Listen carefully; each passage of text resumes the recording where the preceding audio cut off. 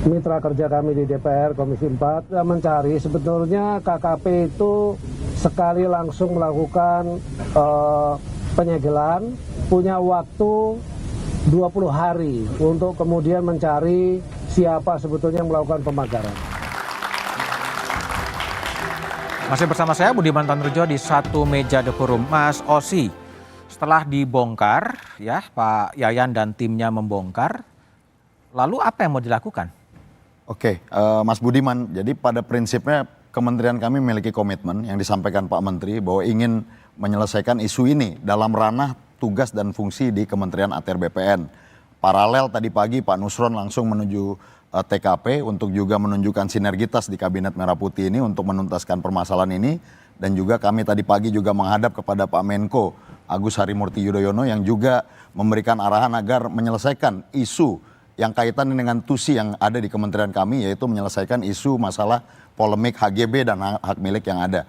Nah, setelah pembongkaran ini dilakukan yang memang merupakan ranah dari perizinannya di KKP dan juga dilakukan oleh TNI AL, kami dari internal Kementerian ATR BPN saat ini Pak Menteri sudah menugaskan APIP yang ada di internal kementerian kami untuk melakukan pendalaman ataupun permintaan keterangan terhadap 4 elemen yang tadi kami sampaikan. Untuk juga mendapatkan kepastian agar pembatalan ini bisa segera dilakukan oleh Kementerian ATR BPN. Sudah jelas faktanya saat ini bahwa itu ada di laut, tinggal kita secara administrasi kita yakinkan agar kemudian hari tidak menjadi polemik kembali. Oke, baik, Zenzi. Cukup Kak, kemudian kalau lihat tren kan yang mengeluarkan sertifikat kemudian akan ditindak atau diapain nih. Kalau menurut Anda, apakah memang beban itu harus dilakukan kepada pelaksana di lapangan? Momentum ini menurut saya rugi kalau hanya sampai kepada bongkaran pagar dan langkah korektif terhadap sertifikat itu. Karena sebenarnya ini fenomena gunung es. Masalah yang disebabkan oleh Kementerian KKP, masalah yang disebabkan oleh Kementerian ATR BPN, Kementerian Kehutanan. Ini di bawah sana, di seluruh wilayah Indonesia itu rakyat yang menderita seperti di Tangerang itu banyak sekali. Makanya harus ada satgas untuk sumber daya alam. Tujuannya satu, penegakan hukum terhadap pelanggaran seperti pemagaran itu. Yang kedua, langkah korektif terhadap kesalahan penggunaan wewenang. Apa bentuknya? Seperti sertifikat HGB yang ada di Tangerang. Yang ketiga, langkah yang harus dilakukan adalah mencari mindset dari ini. Saya nggak yakin ini hanya perusahaan investor yang punya rencana. Karena dalam waktu yang hampir bersamaan dengan keluarnya sertifikat tersebut, Presiden juga menandatangani tahun 2023 itu peraturan pemerintah tentang penempatan pasir sedimentasi. Pasir yang akan dipakai untuk nguruk ini. Menurut saya terlalu lugu Presiden tahun 2023 itu menandatangani satu peraturan pemerintah.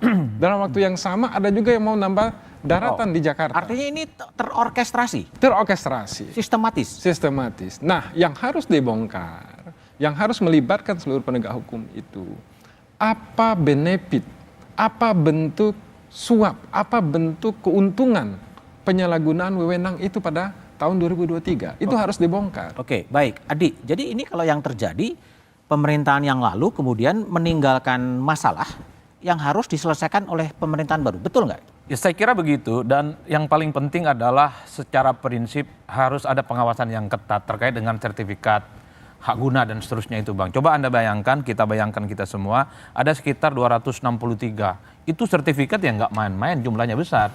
Itu artinya apa? Kalau ini tidak dijadikan sebagai trigger, akan begitu banyak sertifikat yang lain yang bermunculan terkait dengan pemagaran-pemagaran gaib yang bukan hanya di Kabupaten Tangerang. Mungkin juga di kampung saya di Sumeneb, karena ada juga Madura ya? Jangan-jangan ada di situ. Karena tidak diungkap, maka ini menurut saya sebagai pintu gerbang. Tapi secara prinsip, hari ini energi kita itu memang sangat heroik, Bang. Heroik. Ingin mengungkap sekaligus, ingin tahu sebenarnya siapa mastermind, aktor utama terkait dengan pemagaran ini. Karena tentu bukan kaleng-kaleng. Kalau cuma nelayan biasa, udah wassalam ini barang, Bang. Ada cerita memang di negara kita, kalau sudah berkaitan dengan korporasi besar, ini penanganannya agak lambat dan hati-hati. Karena di tengah heroisme itu, tentu saya ingin memulai dari kawan-kawan DPR.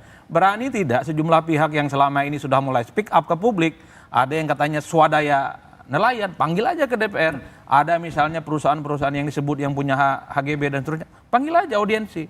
Bagaimana mereka itu jalan ceritanya punya hak kelola ataupun hak bangun yang ada di situ. Itulah yang saya sebutkan. DPR ini kan selalu bicara atas nama rakyat. Atas nama rakyat. Jadi nggak perlu bikin pansus, nggak perlu bikin panja. Langsung aja panggil satu persatu. Tanya bagaimana hal ihwal terkait dengan pemagaran yang ada di Kabupaten Tangerang. Ini transparan Bang. Dan kasusnya bukan sehari 2 hari. Sejak 2001, 2002, 2003 dan seterusnya. Itu versi nelayan-nelayan yang ada di Kabupaten Tangerang. Sering dilaporkan, sering dikeluhkan. Karena ada aktivitas yang saya kira dari pagi sampai malam. Dan itu cukup mengganggu. Dan sekarang menguap. Ini adalah momentum bagaimana untuk mengungkap apa sebenarnya yang terjadi di Kabupaten Tangerang. Tentu kita tidak mau ini hanya sebatas hore-hore, tepuk tangan, banyak apresiasi, sudah ada pembongkaran di mana-mana, tidak ada endingnya. Tapi kan Presiden Prabowo sudah mengatakan untuk dibongkar. Betul, oleh karena itu bagi saya ketika Presiden sudah turun tangan, nggak ada cerita kementerian-kementerian, pihak-pihak terkait termasuk DPR yang katanya selalu tegak lurus kepada pemerintah untuk tidak mengungkap setuntas-tuntasnya apa sebenarnya motif pemagaran yang ada di Kabupaten Tangerang ini. Karena saya sebut goib, karena pemiliknya nggak mau ngaku, nggak protes dan tidak mau akan memperkarakan di jalur hukum. Di tempat yang lain, kalau kemudian disegel, dipagarin, protes Bang. Oke. Di Kabupaten Tangerang, senyap, seakan-akan tidak ada pemiliknya. Bahkan Bang, kalau kita sebagai rakyat boleh berharap, kalau bisa pagar itu bukan TNI AL yang mencabut, mereka lah yang bikin, yang cabut sendiri, biaya sendiri, nyelam sendiri. Oke. Biar repot sendiri Bang. Ini yang mereka bikin huru-hara, kemudian negara yang bikin repot, kacau juga ini barang Bang. Kau yang mulai, kau yang mengakhiri ya. Itu dia. Oke, Bung Daniel, jadi target Anda Komisi 4 DPR ini mau dibawa kemana barang ini? Ya, tentu nanti nggak hanya Menteri KPKP yang kita panggil, juga kita akan melakukan RDPU, ya termasuk tadi yang sudah disinggung masyarakat nelayan yang terdampak, yang menyatakan mendirikan secara swadaya, termasuk perusahaan-perusahaan yang sempat muncul namanya. Oh, akan dipanggil juga? Ya, ada agenda seperti itu. Oke. Kapan itu?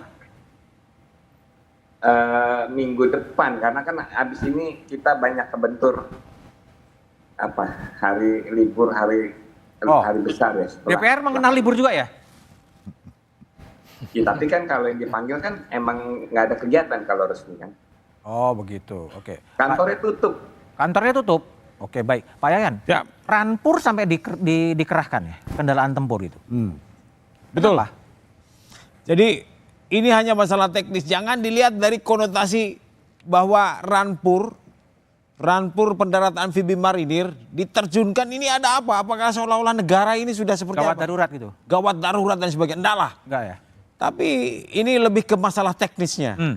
Sehingga pada hari Sabtu kita sudah melaksanakan pembongkaran dengan menggunakan tugboat yang tadi saya katakan memiliki power yang besar. Ternyata setelah dievaluasi pada hari Senin, Bapak Kepala Staf Angkatan Laut menghadiri undangan Kementerian Kelautan. Di situ kita evaluasi bahwa di perairan tersebut tidak hanya perairan yang kedalaman di atas 3 meter, ada juga kedangkalan-kedangkalan. Oke. Sehingga diputuskan, Bapak Kasal memerintahkan gunakan peralatan yang bisa menjangkau baik di perairan yang dalam maupun yang dangkal. Nah, diterjunkanlah itu. Jadi lebih karena urusan teknis saja ya? Lebih kepada urusan teknis. Satu lagi yang pada kesempatan ini saya sampaikan bahwa TNI Angkatan Laut dalam hal ini Pusat Hidrografi dan Oceanografi itu sudah memetakan, mengeluarkan berita navigasi, KNBPI namanya.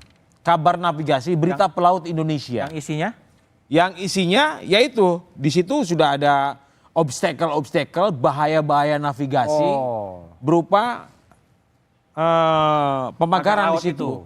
Agar seluruh pengguna laut Hati-hati. itu berhati-hati. Nah ini ya sesuai dengan kita kan referensinya hukum nasional maupun hukum internasional. Di dalam UNCLOS kita sebagai negara pantai memiliki hak dan kewajiban. Oke. Ya, kita sebagai negara pantai memiliki hak untuk melaksanakan penegakan hukum. Oke.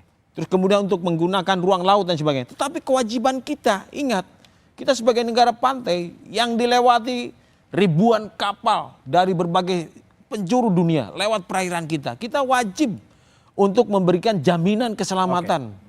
Oke, Pak Yayan, baik. Jadi setelah pagar laut itu kemudian dibongkar, lalu mau ngapain setelah jeda berikut ini? Tapi saya mengucapkan terima kasih terlebih dahulu kepada Daniel Johan yang telah bergabung melalui sambungan Zoom. Kita lanjutkan setelah jeda berikut ini.